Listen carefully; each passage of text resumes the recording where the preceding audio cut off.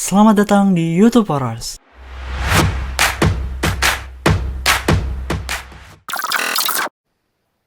Perfect cryptography ini ya intinya ada key yang dirahasiakan itu.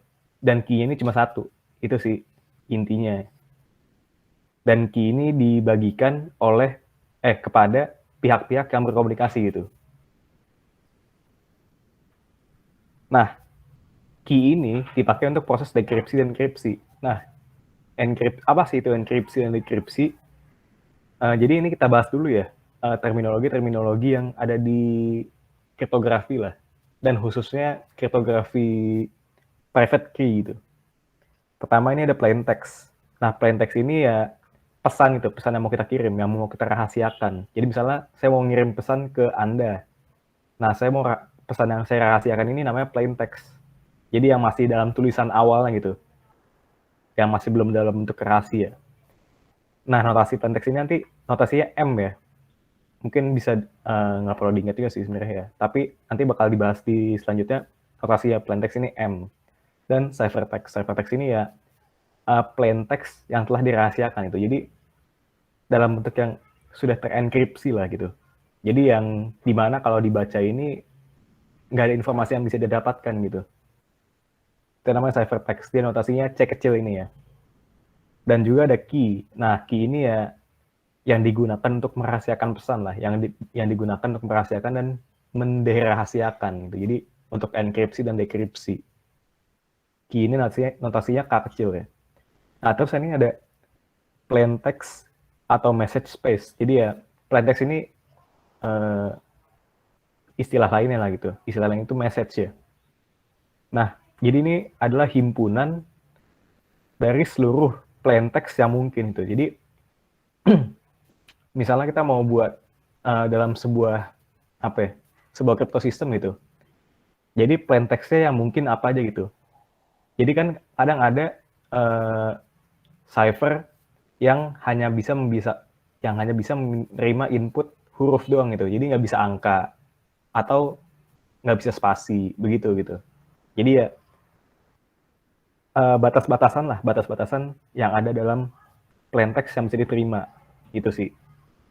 Dan juga ada ciphertext space, ya ini sama, cuma bedanya ini untuk ciphertext ya, jadi seluruh ciphertext yang mungkin lah.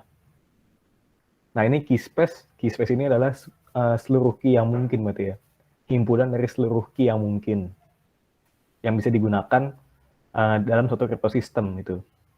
Nah, terus juga ada enkripsi, ya enkripsi ini proses untuk merahasiakan ya. Jadi kalau kita mau mengirim pesan sebelum proses perahasiaan itu namanya enkripsi. Dan juga ada dekripsi. Dekripsi ini proses penderahasiaan gitu.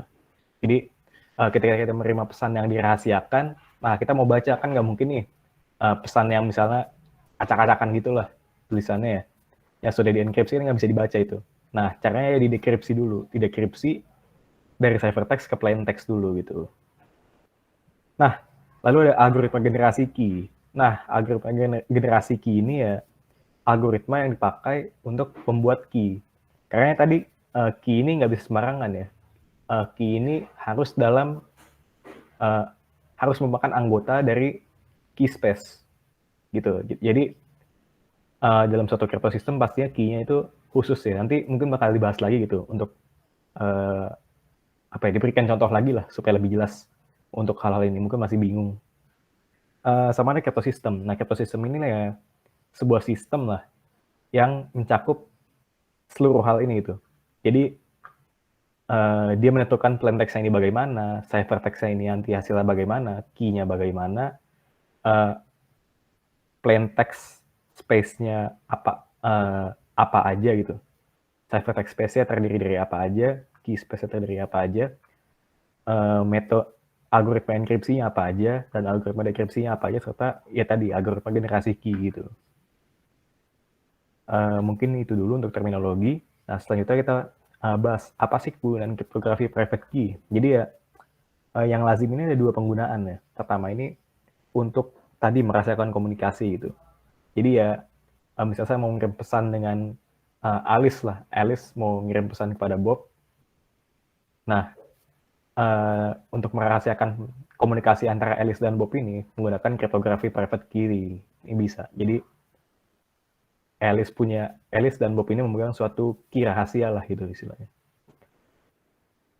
Nah, selain itu juga ada untuk merahasiakan informasi tersimpan. Jadi misalnya Alice misalnya mau menyimpan data gitu. Nah, tapi dia nggak mau orang lain bisa membaca gitu data itu. Nah, caranya dienkripsi dengan enkripsi private key. Ketika dienkripsi, berkas yang dia simpan ini tidak bisa dibaca orang. Karena ya tadi sudah dirahasiakan gitu. Dan kalau untuk misalnya Alice mau membaca lagi tuh dokumen atau berkas lah yang dia enkripsi tadi, ya dia dekripsi dulu. Jadi begitu sih. Jadi bisa antara beberapa pihak dan juga bisa untuk sendiri ya. Kalau sendiri itu berarti penyimpanan gitu sih. Nah, ini tadi ya. Jadi ya hal-hal yang mau dibahas nih berikutnya ya tadi pengiriman pesan enkripsi, penyimpanan sama kacakan. Kita masuk dulu langsung ke pengiriman. Nah, jadi pengiriman pesan enkripsi ini ada beberapa tahap ya. Pertama ya key-nya dulu dibuat itu. Jadi pastinya ya kalau mau berkomunikasi secara rahasia itu beberapa pihak ini yang mau berkomunikasi harus menggunakan key yang sama. Kalau nggak mungkin bisa berkomunikasi gitu. Kalau untuk private key ya. Jadi misalnya Alice dan Bob mau berkomunikasi, ya Alice dan Bob ini harus memiliki key yang sama gitu, memegang key yang sama. Karena proses dekripsi dan enkripsi ya menggunakan key yang sama gitu. Nah, lalu pengirim ini mengenkripsi plain text M nih. Jadi plain text-nya dienkripsi terlebih dahulu menggunakan key K. Jadi dienkripsi menggunakan key dan kemudian dienkripsi ini menggunakan algoritma enkripsi yaitu ENC itu sih, sehingga hasilnya jadi C ya. Jadi C ini merupakan hasil dari tadi fungsi enkripsi, fungsi algoritma enkripsi dengan menggunakan key kepada M, kepada plain text gitu sih. Nah, kemudian ciphertext ini dikirimkan kepada penerima. Jadi setelah tadi dienkripsi, ciphertext ini dikirimkan langsung ke Bob. Kan tadi karena Alice ya yang mau ngirim. Nah, kemudian penerima ini mendekripsi, si Bob ini mendekripsi C gitu menggunakan key juga. Sehingga tadi ya sama sih, cuma kebalikannya aja. Berarti jadi kalau ini dari plain text ya, dari plain text M ke ciphertext. Nah, kalau ini ya dari ciphertext ke plain text. Balikannya aja. Dan algoritmanya pakai algoritma dekripsi gitu sih. Nah, ini bedanya apa nih? Kan ini di sini ada panah ya, panah kiri. Kalau ini titik 2 sama dengan. Bedanya sebenarnya simple sih. Kalau panah kayak gini, panah ini dia menandakan bahwa fungsi dari enkripsi ini hasilnya bisa random gitu. Jadi ketika suatu fungsi menerima input ini berarti kan pertama plain text ya, plain text yang mau dirahasiakan dengan key-nya. Key-nya ini yang digunakan untuk merahasiakannya. Jadi untuk dua pasang input yang sama, fungsi ini bisa menghasilkan keluaran yang berbeda-beda. Nah, tapi kalau dekripsi dengan dua buah input yang sama, sebuah input itu hanya bisa menghasilkan, sebuah input itu hasilnya pasti satu. Jadi nggak bisa berbeda-beda. Jadi dengan key dan ciphertext yang sama, hasil plain text harus sama. Karena nggak mungkin dong, masa kita dekripsi hasilnya bisa acak gitu. Nanti jadi bingung. Tapi masalah di enkripsi ini nggak apa-apa, bisa acak. Karena ya nanti hasilnya kan dia dekripsi lagi gitu loh. Kita lanjut ya. Nah, ini penyimpanan ya. Kalau penyimpanan ini kurang lebih sama sih, cuma ya tadi itu. Jadi pertama ya key-nya dulu ditentukan gitu. Karena tanpa ada key ya nggak bisa mengenkripsi ya. Karena key ini yang digunakan untuk mengenkripsi. Nah, kemudian ya key ini, plain text M ini dienkripsi terlebih dahulu dengan key tadi. dengan menggunakan algoritma enkripsi sehingga menjadi ciphertext gitu. Nah, kemudian ya ciphertext ini disimpan sampai mau dibaca lagi gitu, dibaca atau mau digunakan lagi. Nah, ketika mau dibaca atau mau digunakan lagi, ciphertext ini ya didekripsi lah, dekripsi menggunakan algoritma dekripsi gitu, dengan menggunakan key. Nah, kemudian ya kembali lagi menjadi tadi dari plaintext lagi, begitu sih. Jadi ya kurang lebih sama ya, cuma beda pihak-pihak yang berhubungan aja sih. Nah, tadi kita bahas lagi tentang keacakan ya. Kok bisa gitu? Uh, sebuah pasangan input yang sama tapi hasilnya beda-beda. Nah, supaya mempermudah kita memahami keacakan dalam enkripsi, ya kita harus memandang sebuah fungsi enkripsi itu sebagai sebuah fungsi. Sebuah algoritma enkripsi sebagai sebuah fungsi. Nah, sebuah fungsi yang apa? Sebuah fungsi yang memetakan himpunan-himpunan dari M ya. M ini message plain text space kepada anggota-anggota dari ciphertext space. Jadi fungsi ini kan tugasnya untuk memetakan ya. Nah, bagaimana tadi bisa acak gitu? Karena kan pastinya ya, kalau misalnya acak dan apa ya, dan kardinalitas dari kedua ruang ini sama, hasilnya pasti bakal berbentrok kan. Karena setiap M harus ada pasangannya gitu. Setiap anggota dari M harus dipetakan kepada anggota dari C. Nah, tapi anggota dari C ini jumlahnya sama dengan M. Nah, maka dari itu nggak bisa sama jumlahnya. Koordinatasnya harus beda gitu.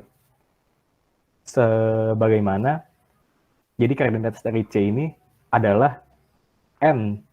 Jadi N ini sebuah derajat ya, derajat multiplikasi lah, derajat himpunan yang bisa diacak gitu.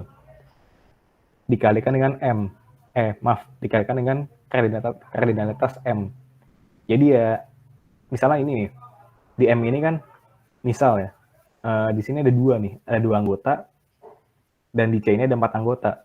Nah, berarti ya masing-masing dari anggota plaintext bisa dipetakan kepada 2 anggota ciphertext space, begitu jadi ya.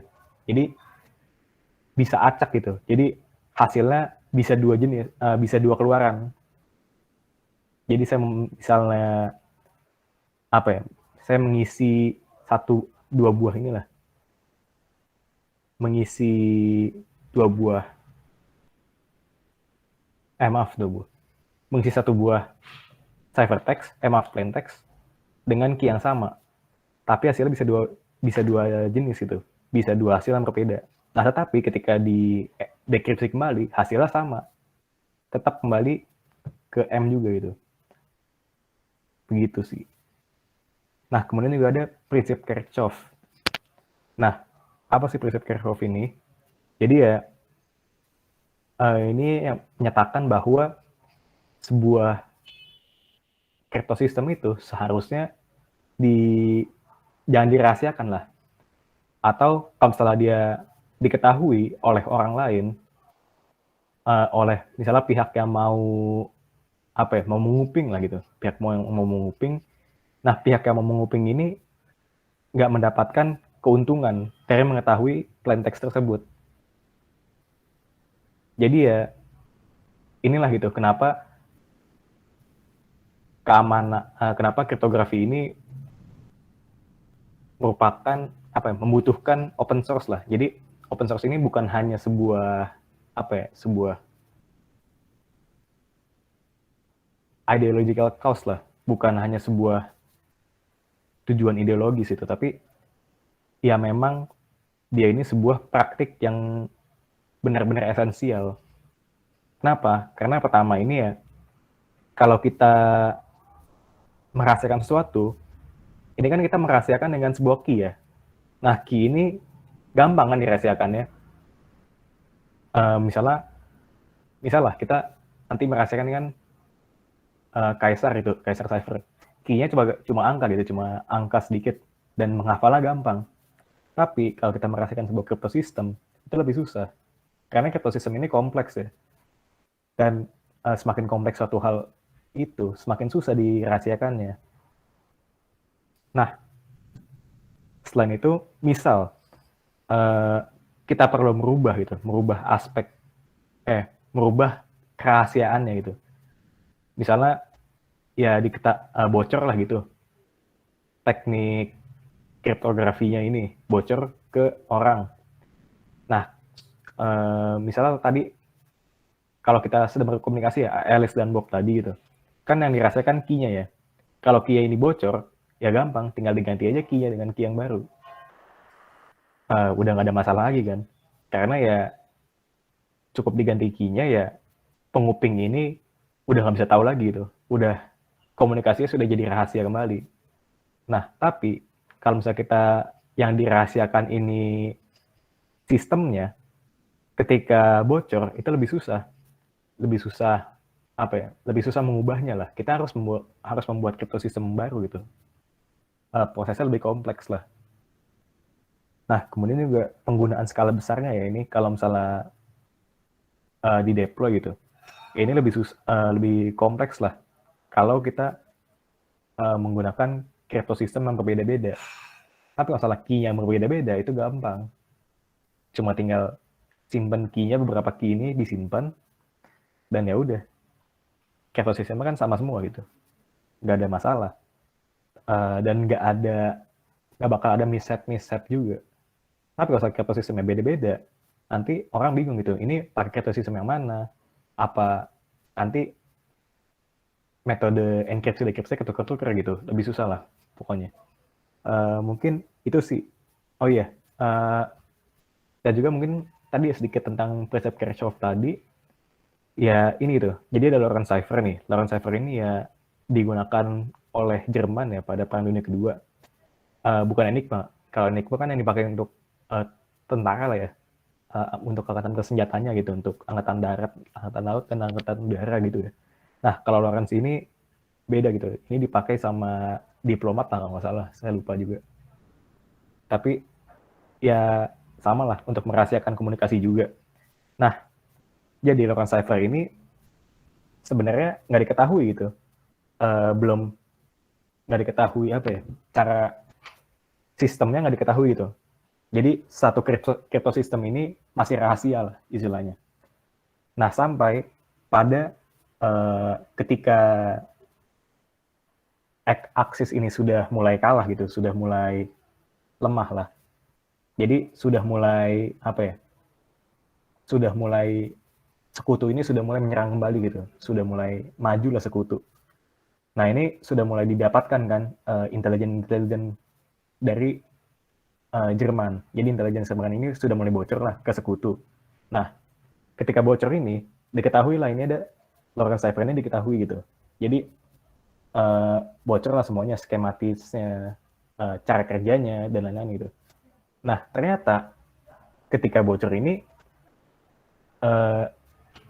kriptoanalis dari Inggris di Bletchley Park itu sudah tahu cara pemecahannya. Kenapa? Karena ya sebenarnya ini bukan sebuah crypto system yang aman lah gitu.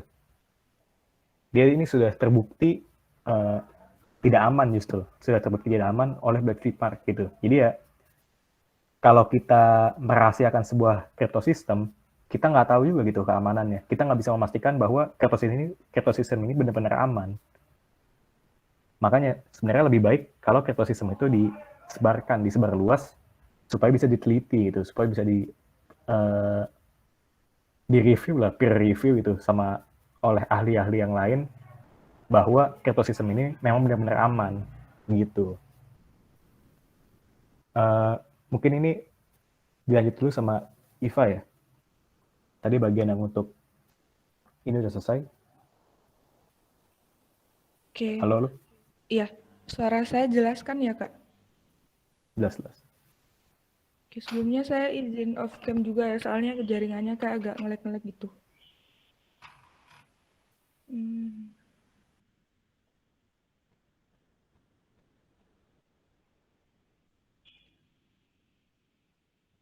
Udah masuk kan ya Udah. presentasinya?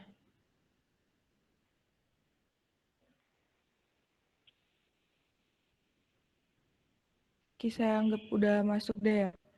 Jadi, delay, udah. Oke, start dari kriptografi klasik. Nah, ini yang pertama itu ada substitution chipper gitu kan. Nah, substitution chipper ini apa? Jadi substitution chipper itu cara buat kita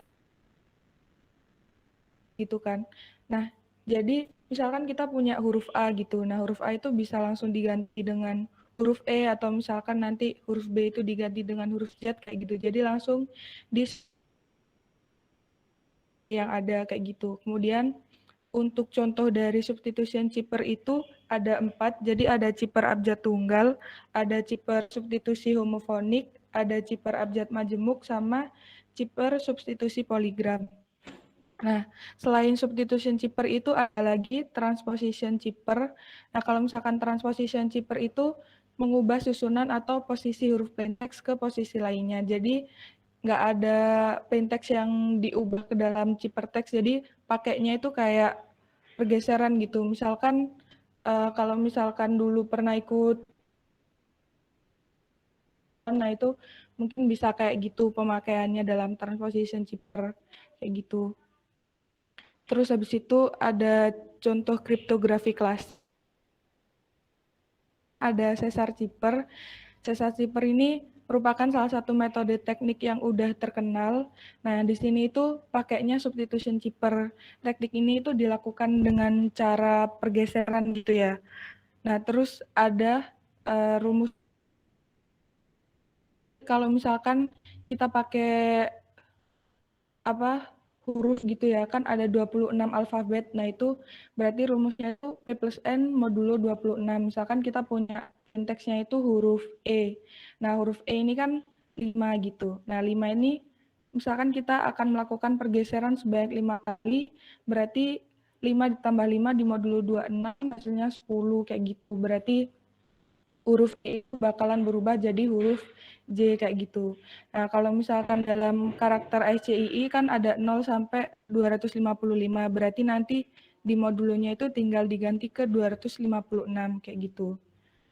Kalau misalkan contohnya itu, misalkan kita punya kata poros gitu ya, poros, terus bakalan dilakuin pergeseran sebanyak 3 kali. Nah, 3 kali berarti P itu kan PO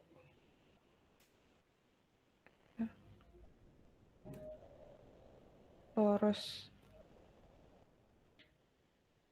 Nah, P itu 15 ya.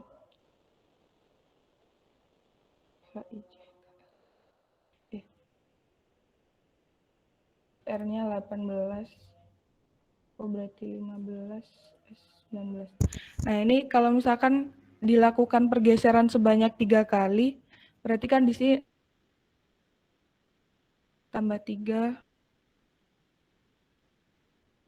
tambah 3, tambah 3 semua. Gitu. Kemudian 16 tambah 3 berarti hasilnya itu 19. Nah, 19 ini bakalan dimodulus sama 26. Berarti P ini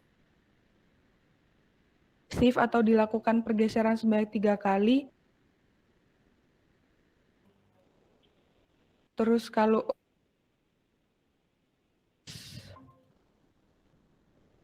modulus 26,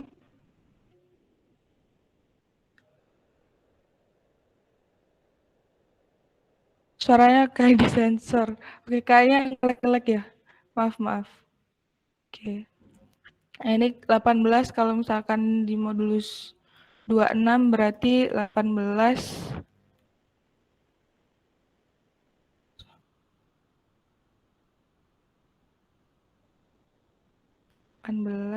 22 modulus 26 .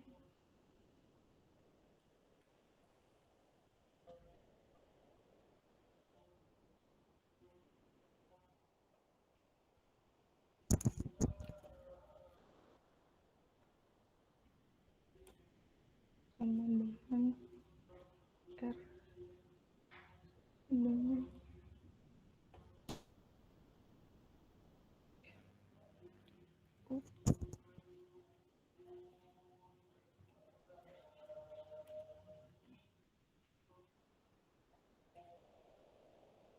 Nah, jadi kata poros ini kalau misalkan diubah ke dalam ciphertext, dilakukan pergeseran sebanyak 3 kali, berubah jadi SRURV kayak gitu. Terus habis Caesar Cipher ada Vigneri Cipher. Nah, Vigneri Cipher ini termasuk ke dalam Cipher abjad majemuk atau polyalphabetic substitution Cipher. Nah, teknik ini tuh dipublikasikan oleh diplomat Prancis yaitu Blaise de Vigneri. Tapi sebenarnya teknik ini tuh udah pernah ditulis dalam bukunya Giovan Battista Belasso. Nah, untuk penggunaannya kayak ada tabelnya. Untuk barisnya dari A sampai Z, kolomnya juga sama dari A sampai Z. Nah, misalkan untuk penggunaannya, misalkan kita mau melakukan enkripsi. Kita ingin merubah huruf poros tadi, kemudian kita punya key-nya itu open gitu ya.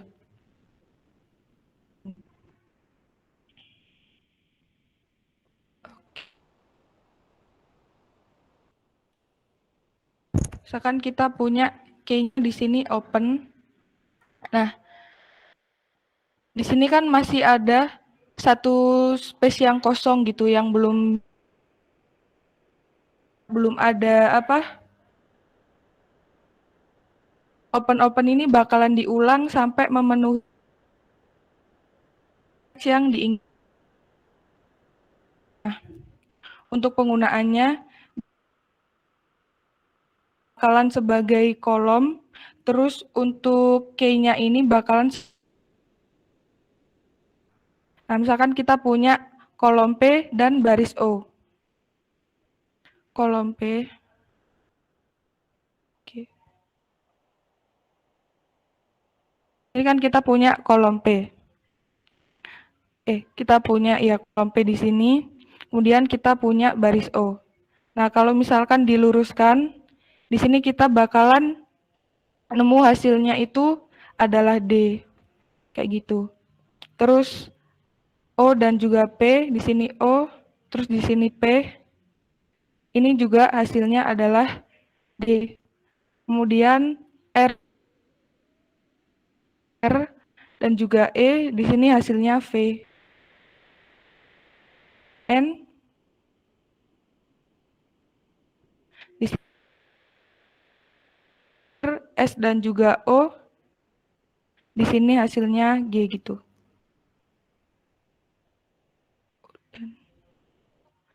Nah, itu kalau misalkan cara kita enkripsi. Nah, kalau cara deskripsikan tuh bagaimana? Nah, misalkan kita di sini kan udah punya ciphertext tadi, DD, VBG gitu kan. Nah, terus kita punya kuncinya itu open. Nah, open ini kita tulis lagi di bawahnya gitu, sampai mencukupi panjang dari ciphertext yang kita cari. Cari di sini yang pertama itu kita cari yang baris O gitu. Nah, dari baris O ini kita cari yang hurufnya D. Hurufnya D ada di kolom P, berarti hasilnya akan P dan seterusnya gitu. Poros berarti kita nemukan hasil lagi poros. Nah, tapi kalau misalkan kita nggak punya key-nya itu, kita bisa pakai, ada caranya kalau di Vigneri itu kita ada Kasiski test. Nah, Kasiski test ini apa? Kasiski test itu metode kita buat mempertimbangkan atau mungkin kayak apa? Mencari gitu. Kira-kira key yang dipakai di Vigneri ini ada berapa panjangnya sih kayak gitu. Kalau contohnya itu gini.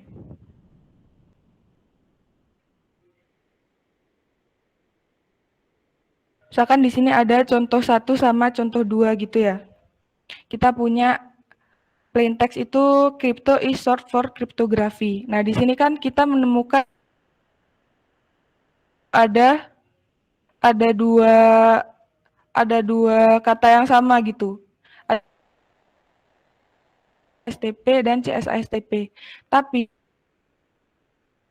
menggunakan plaintext yang sama dengan kunci yang berbeda menghasilkan hasil yang berbeda. Karena hasil yang sama ini didapatkan dengan, kalau misalkan di sini kita punya dari C gitu ya. Nah, dari kripto ini ke kripto yang satunya, itu kan jaraknya ada 16. Bisa dihitung dari C-nya ini berarti 1, 2, 3, 9, 10, 11, 12, 13, 14, 15, 16 gitu kan. Nah, 16. Kemudian kita ketahui di sini kuncinya itu adalah 4. Kuncinya itu adalah 4. Nah, 16 sendiri itu merupakan kelipatan dari 4. Maka kalau misalkan jarak dari kata yang sama ini merupakan kelipatan dari kunci, maka hasil ciphertextnya nanti dapat memunculkan sebuah pola yang sama kayak gitu. Tapi kalau misalkan kita lihat di contoh yang kedua, misalkan kita punya kripto tadi, tapi kayaknya itu ABCDEF, ABCDEF. Nah, ini kan panjangnya 5. Nah, 5 ini kan kalau misalkan di kelipatan terus 16 kan bukan kelipatan dari 5 ya. Jadi di sini menghasilkan hasil yang berbeda. Kripto di sini menghasilkan CSASXT, terus kalau di sini menghasilkan CWY KVR kayak gitu. Nah, fungsi dari Kaspersky ini itu kita buat mengetahui tadi. Jadi kalau misalkan kita udah menemukan pola gitu ya, terus tapi kita nggak tahu kuncinya apa, nah itu bisa dipakai metode Kaspersky itu. Kita temukan polanya, terus kita cari jaraknya tadi.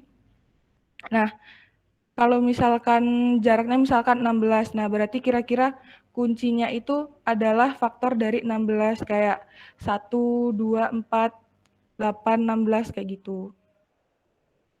Setelah itu ada Playfair Chipper.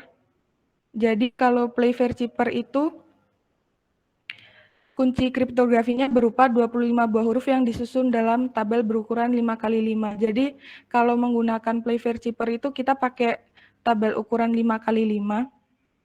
Contohnya itu di modul yang ada. Sini ya. Nah, contoh penggunaan Playfair Chipper itu ilustrasinya kayak gini. Jadi misalkan kita punya kunci di sini itu, kita punya poros gitu ya, kita punya kunci poros. Nah, kata poros ini bakalan dimasukkan ke tabel 5x5, ke tabel 5x5. Kemudian untuk sisanya itu bakalan dimasukkan huruf A sampai Z. Nah, tapi kenapa di sini kok PORS bukan poros? Karena di sini O-nya itu diulang sebanyak 2 kali. Jadi cukup ditulis 1 kali aja gitu, biar mencukupi huruf A sampai Z tadi. Nah, terus di Playfair Chipper ini huruf J itu dihilangkan. Kayak gitu. Jadi kita cuman pakai 25 huruf itu. Terus buat cara enkripsinya sendiri, misalkan kita punya kriptografi gitu ya. Nah, kriptografi ini bakalan dipecah menjadi dua huruf kayak gini. Jadi KR, IP, TO, GR, AF, dan I. Nah, I ini kan cuma satu. Sedangkan di Playfair Chipper ini kita harus menggunakan dua kayak gitu. Nah, buat menutupi kekosongan itu bisa diisi dengan huruf Z kayak gitu. Jadi huruf Z ini di sini kayak nggak bermakna gitu. Nah, contohnya yang pertama kan kita punya KR, K sama R. Berarti K ini bakalan diubah menjadi S. Jadi ini tuh kayak penentunya gitu. Misalkan kita punya K sama R tadi di pojok, sama ini berarti K diubah sama baris R. Terus R diubah sama baris yang ada di K kayak gitu. Berarti K itu diubah menjadi I, R diubah menjadi S. Terus kita punya IP, berarti I diubah menjadi G, P diubah menjadi R. Terus kita punya TO, berarti di sini T diubah menjadi N, O diubah menjadi S kayak gitu, dan seterusnya. Nah, misalkan di sini kita punya AF gitu ya. Kalau misalkan satu baris gimana? Nah, kalau satu baris itu kita ubah sama huruf yang ada di bawahnya. Jadi A itu diubah menjadi F itu diubah menjadi L, kayak gitu. Nah, kalau misalkan kasusnya dalam, ini satu kasusnya dalam satu baris, misalkan kita punya C sama D gitu. C huruf yang di kanannya. C diubah menjadi D, D diubah menjadi E, kayak gitu. Nah, buat deskripsinya itu aturannya itu beda sama enkripsi, jadi kayak kebalikannya gitu. Misalkan kita punya tadi D sama E gitu ya. Nah, kalau kita mau enkripsi kan kita ubahnya itu ke kanannya. Nah, tapi kalau misalkan kita mau deskripsikan, kita ubahnya E ini kan tadi udah jadi EF. Nah, kalau misalkan mau kita kembalikan berarti ke kiri, E menjadi D dan F menjadi E kayak gitu. Terus kita punya FL.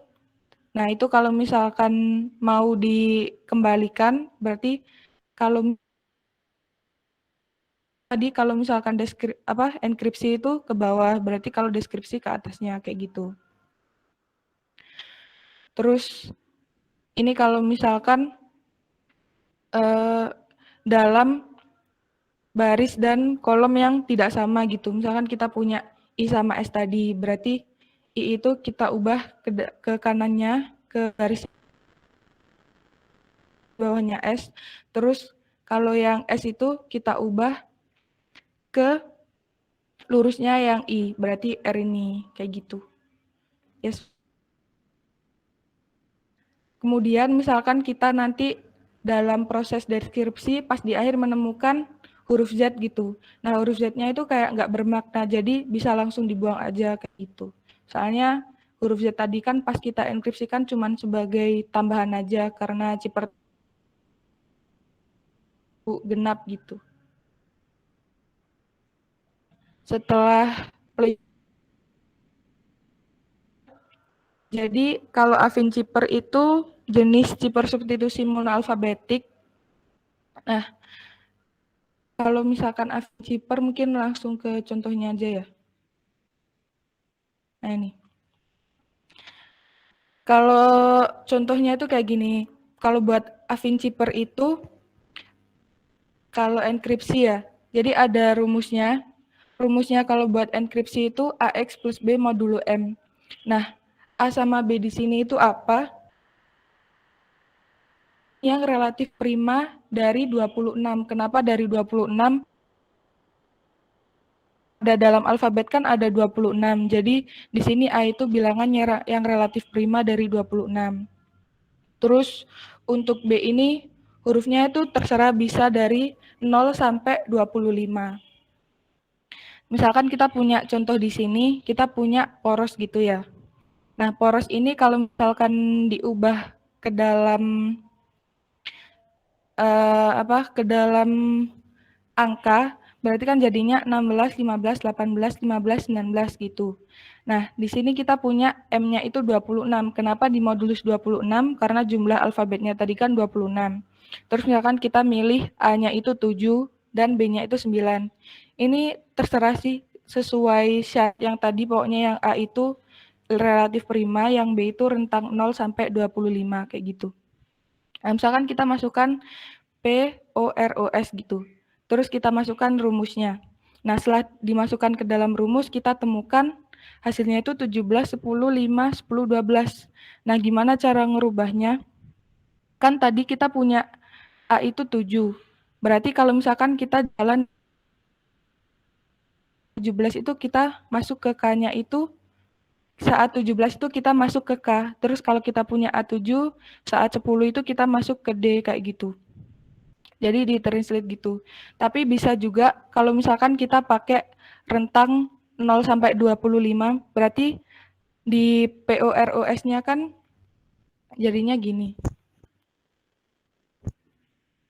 POR kan berarti P-nya itu jadi 15, O-nya itu O-nya jadi 14, R-nya jadi 17. 14, S18. Ini kalau kita menggunakan A-nya itu 0. Nah, kalau misalkan di sini kita pakai A-nya itu 0, berarti kan nanti hasilnya itu bakalan yang pertama itu 11 dikali 7 berarti 135 ditambah 9 berarti 114 gitu kan. 114 dimodulus 26 kan sisa 10. Nah, sisa 10 ini kalau kita masukkan kalau A-nya sama dengan 0, A-nya sama dengan 0 berarti K ini sama dengan 10 gitu. 10. Itu kalau kita pakai A sama dengan 0. Tapi kalau misalkan kita pakai A-nya tadi di poros ini sama dengan 1, berarti saat hitung di sininya, kita pakai A-nya itu yang ini. Menghindari kesalahan enkripsi kayak gitu. Jadi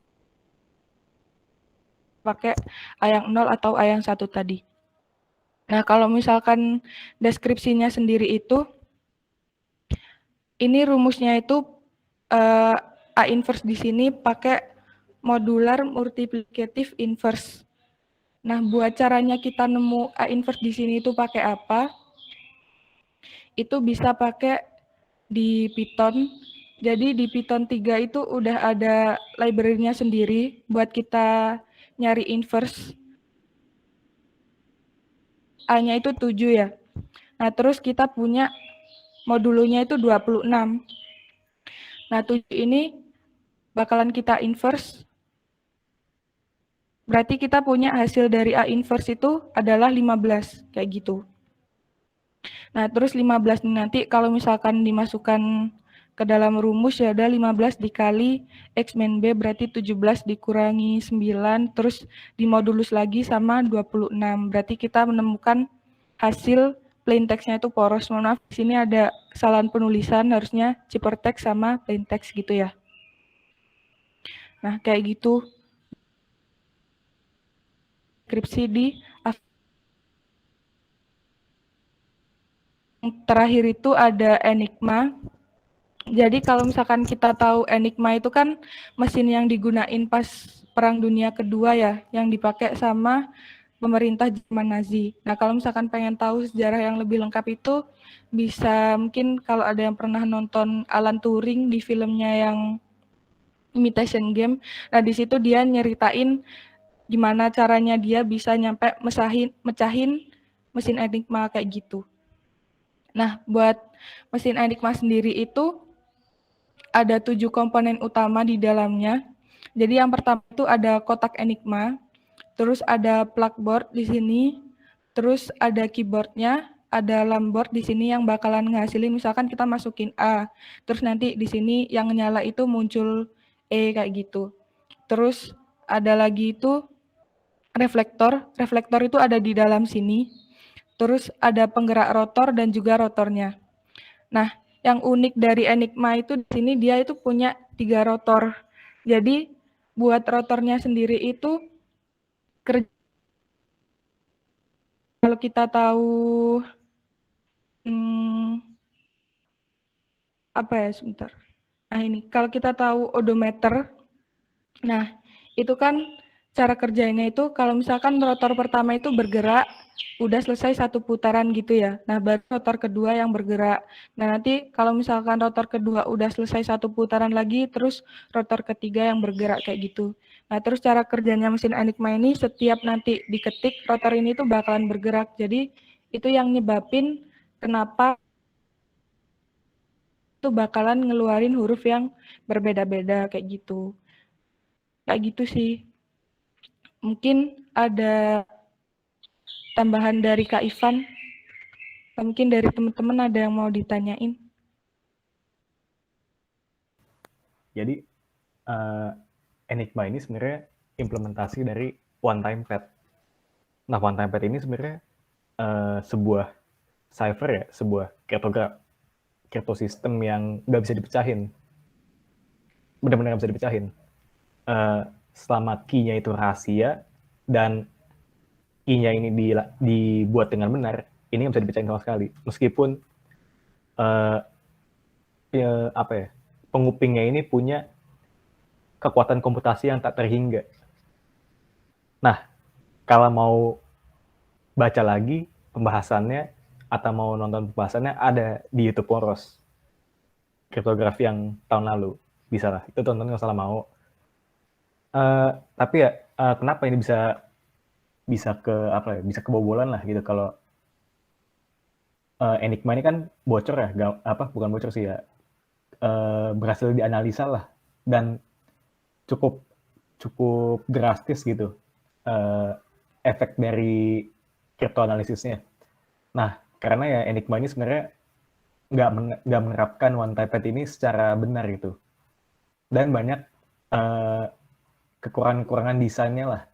Jadi ya Enigma ini perlu dihitung gitu, perlu diingat bahwa Enigma ini ketika satu huruf ini ditekan, misalnya A ditekan, itu nggak bisa ke A lagi. Jadi kalau misalnya B nggak bisa ke B lagi. Jadi ya itu kelemahannya sebenarnya. Tapi awalnya dikira ya itu kelebihan gitu. Tapi ya nantilah mungkin dibahas di pertemuan berikutnya ya. Jadi hal ini justru menghilangkan kelebihan dari one time pad. Jadi one time pad ini benar-benar acak, benar-benar semua huruf bisa dipetakan ke huruf lain. Jadi ya benar-benar rahasia lah. Namanya perfect secrecy gitu. Jadi benar-benar sempurna kerahasiaannya gitu sih. Mungkin ada yang mau tanyain?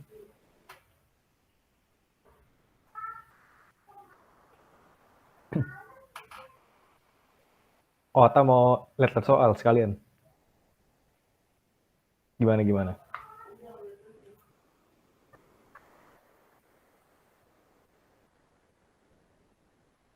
Halo?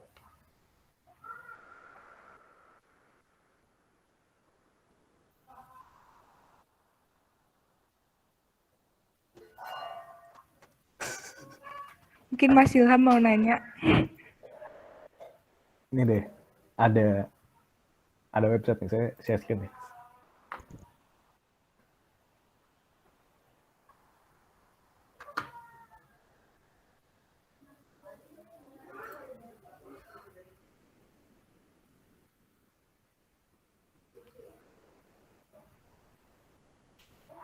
Nah, jadi ini websitenya cukup lengkap lah kalau mau untuk nyoba-nyoba kriptografi gitu. Misalnya tadi Kaisar ya. Visioner dulu deh. Visioner.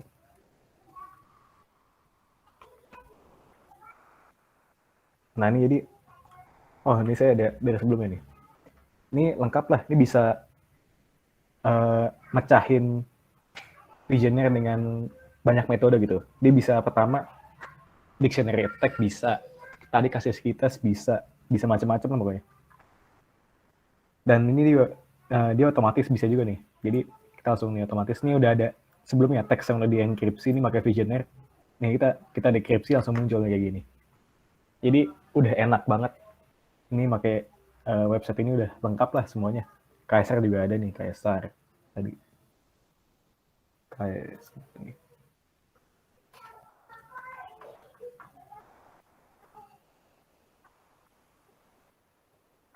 Nah ini dia bisa brute force ya, jadi dicoba semua key yang mungkin gitu. Kan key juga cuma dikit sih sebenarnya kalau Kaisar, kelemahannya di situ sih, kelemahan fatalnya. Pertama key-nya juga cuma dikit. Nah ini kayak gini nih, ini ada ini, jadi dia dicobain semuanya. Cuma ada berapa nih kan? Cuma ada 20. Ya, ini dan dia juga ada istilahnya. Tadi kan karena ada pergeseran ini ya, pergeseran frekuensi huruf gitu. Ini dari sini bisa kelihatan juga gitu. Gitu sih. Sebenarnya masalah frekuensi huruf ini lebih kelihatan kalau salah teksnya semakin besar. Kalau teksnya cuma segini nih, cuma berapa huruf nih? 4, 5, 6, 7, 8, 9, 10, 11. Cuma 12 kan. Ini nggak terlalu kelihatan lah. Tapi masalah kayak teksnya sepanjang ini tuh, nilai lorem ipsum full lah kayak gini. Ini udah bener-bener gampang karena frekuensi hurufnya juga kelihatan kan. Sekali kebaca udah tuh kelihatan frekuensi hurufnya. Itu sih. Gimana yang lain?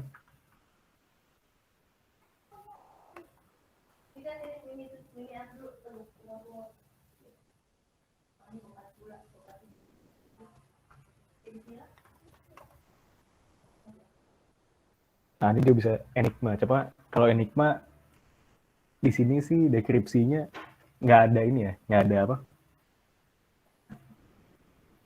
Nggak ada otomatisnya gitu. Deskripsinya kita ya harus manual lah,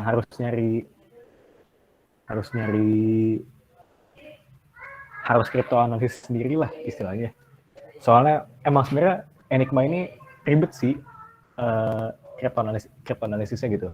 Jadi makanya Alan Turing itu sampai dia bermalam-malam sama rekan-rekannya lah. Sebenarnya bukan cuma Alan Turing sih yang mecahin ini ya.